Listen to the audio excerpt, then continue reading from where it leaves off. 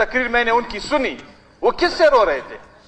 इशारों में उसने जो बातें यहाँ पे कही, अगर आज भी उसको बुला के कुरान पे उनसे हाथ रखवा के कि किन हालात की वजह से और किन मजबूरी के तहत आपने ये तकरीर की, वो अदालत से क्यों इतना मायूस था और वो दूसरे कोर्टों से क्यों इतना मायूस था? हर एक चीज में लोगों की मुदाखलत, हर एक चीज में अपनी मर्जी और अपने ताबे बनाने की कोशिश, जिसने इस मुल्क को यहाँ इस नेच पे ला के खड़ा कर दिया है। वो कौन से हालात थे जिनके नतीजे में नवाब अकबर खान बुगटी शहीद हुए? वो कौन से हालात थे जो पूरे बलूचिस्तान में आग फैलाया गया? आज उसका हम खुमियाजा भुगत रहे। जिस तरह इस मुल्क में मजहबी दहशतगर्दी के जिम्मेदार रियासत और उनके पॉलिसियां है, इसी तरह बलूचिस्तान के मामलात की जिम्मेदार भी हमारी रियासती पॉलिसियां है। पाल बलोच, हमारे एक बलोच खातून को जो उठाया गया है, ये क्या तरीका है जनाब स्पीकर? इस मुल्क में पहले तो लोगों को उठाया जाता था, अभी खवातीन को उठाया जा रहा है। जिना रोड से लेके मकरान तक या चमन तक, चाहे वो मजहबी दहशतगर्दी है, चाहे यहाँ पे दूसरा जो सिलसिला बलूचिस्तान में इस वक्त हमें दरपेश है, इन दोनों के जिम्मेदार यही लोग हैं। पार्लियामेंट को बेबस रखा गया है, जुडिशरी को अपनी मुट्ठी में बंद कर दिया गया। आरएनआई के दो पॉलिटिकल एक्टिविस्ट, एएनपी के सदर यूसुफ शाह और पीटीआई के सदाम को जो उठा के मत जेल में इस वक्त रखा गया है, क्यों रखा गया है? एक पुरअमन एक्टिविस्ट को अगर आप पाबंद सलासल करेंगे, फिर उसके लिए रास्ता क्या बचेगा? दूसरी बात, हमारे इंटीरियर मिनिस्टर साहब ने बात की कि हम दहशतगर्दी की मजम्मत नहीं करते हैं। जनाब स्पीकर, इस मुल्क में दहशतगर्दी का अगर पॉलिटिकली कोई मुतासर हुआ है तो अवामी नेशनल पार्टी मुतासर हुआ है। अभी बात फिर यहां पे आके हमारे इन लोगों की तरफ चली जाती है, जिसपे बामरे मजबूरी इंटीरियर मिनिस्टर साहब को फिर उठ के मुझे जवाब देना पड़ेगा। इस दहशतगर्दी की जिम्मेदार कौन है? इस मुल्क में इस वक्त ये खुदकुश, अभी अला बख्श कल रात जो कराची में जो कुछ हुआ, पुलिस सेंटर पे, ऑफिस पे, या जो आपके पिशावर में जो कुछ हुआ आपके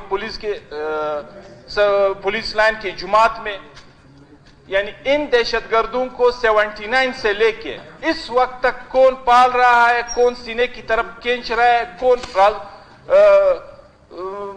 कभी कभार अपने आप से थोड़ा दूर रख रहे होते हैं, ये तो यही लोग हैं जनाब स्पीकर। इस वक्त जो इस मुल्क की दहशतगर्दी है, इसके जिम्मेदार तो दुनिया को पता है जनाब स्पीकर। जनरल फैज, बैरिस्टर सेब और वहां की हुकूमत ने किस खाते में इन लोगों के साथ मुज़ाकरात किए? आपके साबिका प्राइम मिनिस्टर खुल के कहता है कि हमने 7 से 8,000 15,000 उन लोगों को जो अफगानिस्तान चले गए थे, हमने उसको रीसेटलमेंट के लिए दोबारा यहां पे लाया। हमारे लिए कोई चारा नहीं था। और ये सारे वो लोग थे जो हमारे हुकूमत को, हमारे लॉ इन्फोर्समेंट इदारों को वारंटेड थे। उन सबको यहां पे इन्होंने फिर एडजस्ट किया, फिर बसाया, और नतीजा आज हम भुगत रहे। पिशावर पुलिस लाइन की सूरत में, कल के कराची के वाकये की सूरत में, हमने हमेशा दहशतगर्दी की मुखालिफत की। दहशतगर्दी चाहे जिस भी लेवल पे हो, जिस भी लेवल पे हो, जिस भी तरीके से हो, फिक्र बादशाह खान से मुंसलिक एक सियासी वर्कर्स की हैसियत से हम इनकी मुखालिफत करते हैं। लेकिन जनाब स्पीकर, इस दहशतगर्दी के लिए, चाहे यहां बलूचिस्तान में जिसे हम दोचार हैं, इसके जिम्मेदार भी यही लोग हैं, चाहे मजहबी दहशतगर्दी है। आजान है 3 MPO के तहत कम अज कम इसका नोटिस लेके इनकी मालूमात तक रसाई हासिल की जानी चाहिए कि क्यों उठा, और वहां पे फिर इनके ऊपर मुलाकात भी बंद की गई है। जहां तक दहशतगर्दी की बात है, दहशतगर्दी की तो हमने जनाब स्पीकर कुल के मुखालिफत की है, कल भी की, आज भी किए और कल भी करेंगे। बलूचिस्तान के मामलात का जिम्मेदार भी, जिस तरह इस मुल्क में मजहबी दहशतगर्दी के जिम्मेदार रियासत और उनके पॉलिसियां है, इसी तरह बलूचिस्तान के मामलात की जिम्मेदार भी हमारी रियासती पॉलिसियां है। वो कौन से हालात थे जिनके नतीजे में नवाब अकबर खान बुगटी शहीद हुए? वो कौन से हालात थे जो पूरे बलूचिस्तान में आग फैलाया गया? आज उसका हम खुमियाजा भुगत रहे। उसके नतीजे में ये सारे हालात, चाहे आपकी जिना रोड से लेके मकरान तक या चमन तक, चाहे वो मजहबी दहशतगर्दी है, चाहे यहाँ पे दूसरा जो सिलसिला बलूचिस्तान में इस वक्त हमें दरपेश है, इन दोनों के जिम्मेदार यही लोग हैं।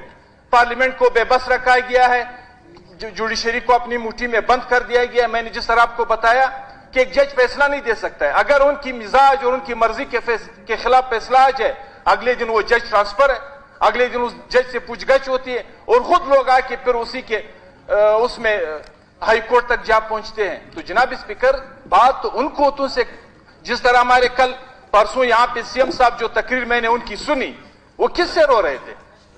اشاروں میں اس نے جو باتیں یہاں پہ کہی, اگر آج بھی اس کو بلا کے قرآن پہ ان سے ہاتھ رکھوا کے کہ کن حالات کی وجہ سے اور کن مجبوری کے تحت آپ نے یہ تقریر کی, وہ عدالت سے کیوں اتنا مایوس تھا اور وہ دوسرے قوتوں سے کیوں اتنا مایوس تھا؟ ہر ایک چیز میں لوگوں کی مداخلت, ہر ایک چیز میں اپنی مرضی اور اپنے تابع بنانے کی کوشش, جس نے اس ملک کو یہاں اس نیچ پہ لا کے کھڑا کر دیا ہے.